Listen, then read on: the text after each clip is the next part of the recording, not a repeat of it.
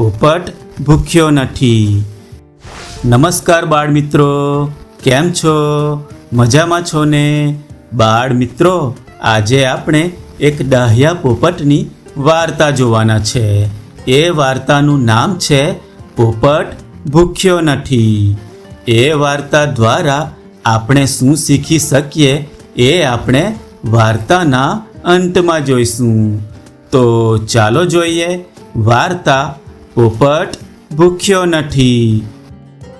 એક સમયની આ વાત છે. એક સુંદર જંગલ હતું, જેમાં એક સુંદર વન નામનું સ્થળ હતું, જેમાં વિવિધ પ્રકારના પક્ષીઓનો પરિવાર રહેતો હતો. તેમાં પોપટનો પરિવાર પણ રહેતો હતો. ત્યાં એક ઝાડ પર એક ડાહ્યો અને ભલો પોપટ એની મા સાથે રહેતો હતો. એક દિવસ માને થયું, મારો દીકરો કમાવા લાયક થઈ ગયો છે. તેથી માએ પોપટને કહ્યું કે બેટા, તું હવે કમાવા માટે જા. પોપટ કહે. સારું માં, જેવી તમારી આજ્ઞા. પછી મા કહે, પણ બેટા, તું જ્યાં પણ રહે ત્યાંથી થોડા થોડા દિવસે તારા ખબર અંતરનો સંદેશો મોકલતો રહેજે. તો પોપટ કહે. સારું માં.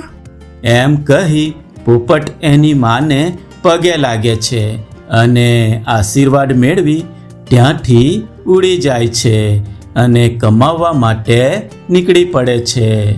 પોપટભાઈ તો ઉડતા ઉડતા જઈ રહ્યા હતા. તો રસ્તે આવતા સુંદર મજાના પહાડો, નદીઓ, ઝરણાઓ, તળાવો અને ફૂલોના બગીચાઓ જોઈને ખૂબ ખુશ થઈ જતા. ઉડતા ઉડતા ઘણે દૂર ગયા પછી પોપટને ભૂખ અને તરસ લાગવા માંડી. તેથી તેણે સુયોગ્ય જગ્યા શોધીને વિસામો લેવાનું નક્કી કર્યું. ત્યારે ઉડતા ઉડતા એણે એક સુંદર સરોવર જોયું, જેના કિનારે એક આંબાનું ઝાડ હતું, જેના પર ઘણી બધી કાચી પાકી કેરીઓ લાગી હતી. એ જોઈને પોપટ તો ત્યાં વિસામો લેવા માટે ઉતરે છે અને સરોવર પાસે પહોંચીને સરોવરનું પાણી પીને પોતાની તરસ મટાડે છે. ત્યાર પછી ઉડીને આંબાના ઝાડ પર જાય છે અને ડાળી પર બેસીને કેરી ખાવા માંડે છે. પોપટભાઈને તો ત્યાં ખૂબ મજા આવવા લાગે છે. એ તો એક ડાળી પરથી બીજી ડાળી પર જાય અને એક ઝાડ પરથી બીજા ઝાડ પર જાય અને ક્યારેક તળાવ કિનારે જાય. એને તો ત્યાં ખૂબ મજા આવવા લાગી.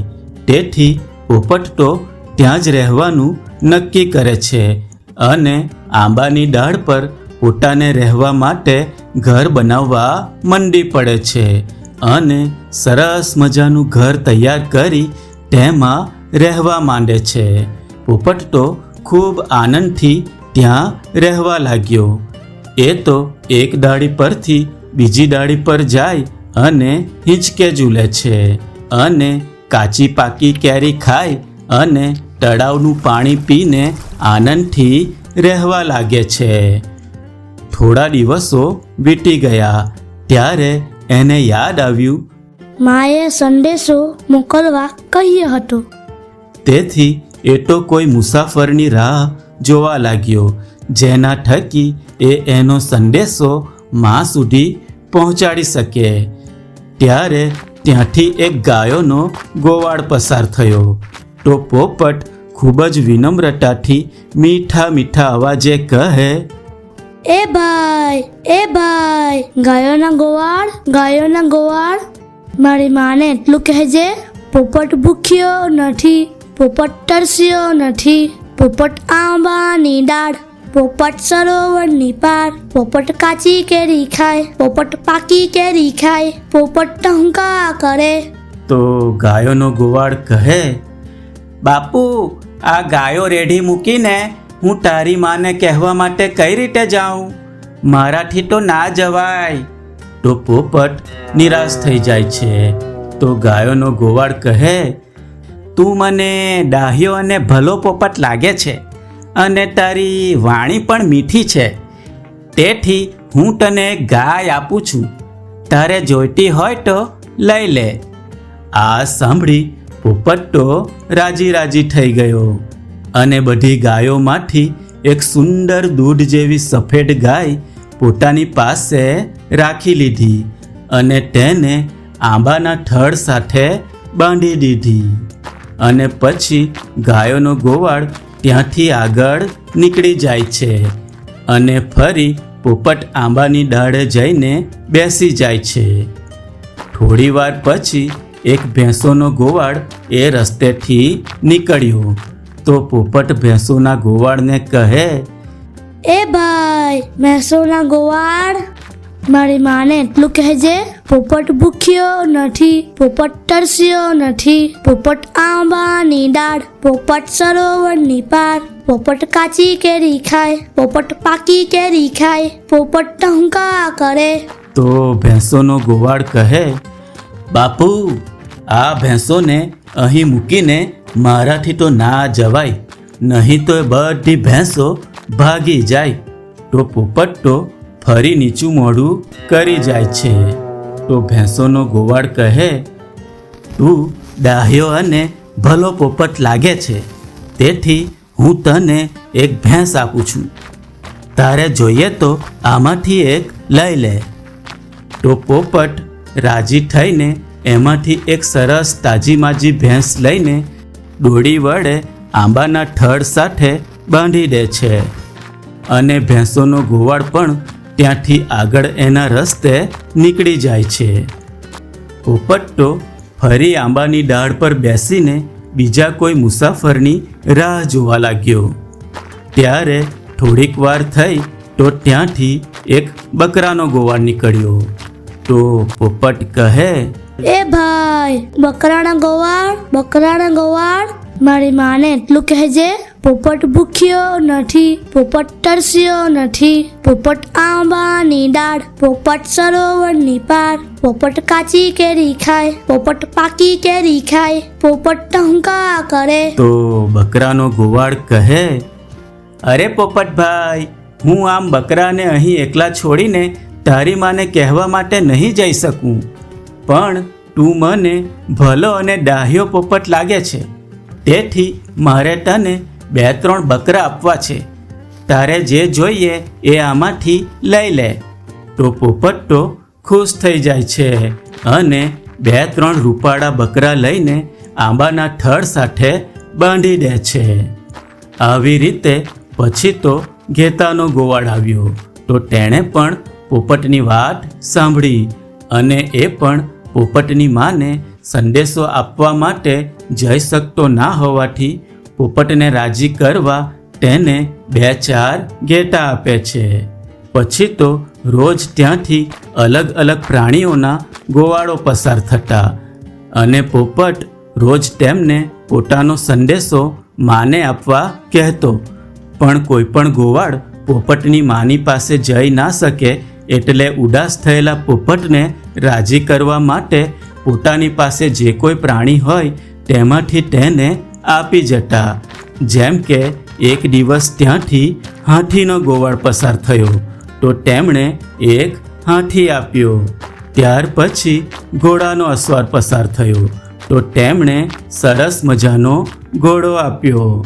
ઊંટનો ગોવાળ ત્યાંથી નીકળ્યો તો તેમણે ઊંટ આપ્યો.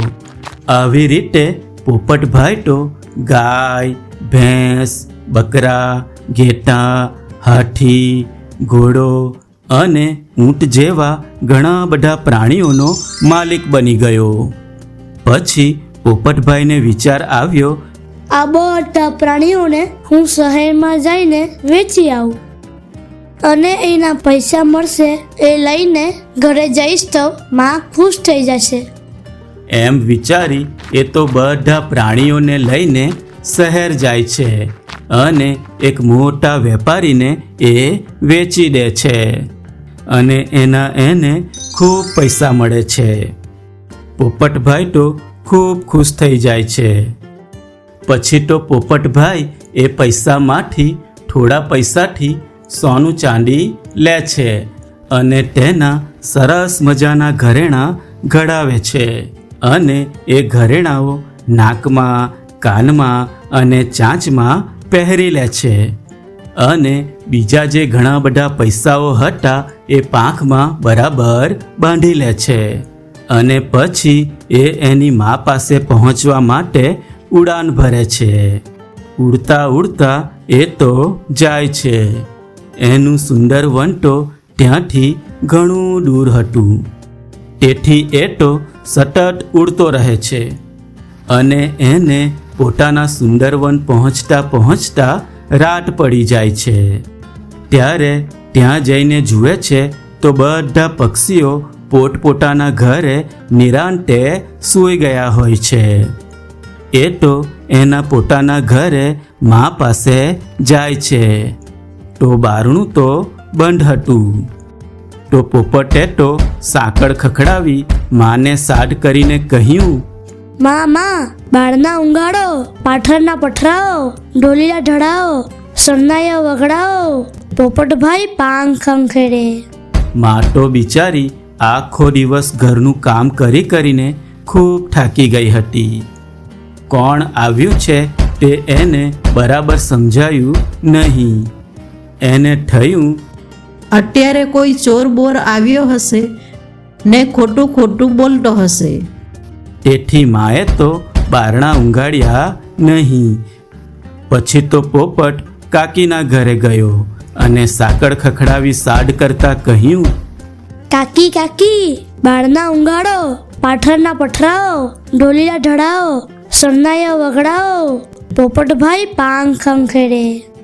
કાકી પણ થાકીને સૂતા હતા. એને પણ પથારીમાંથી ઉઠવાનું મન ના થયું.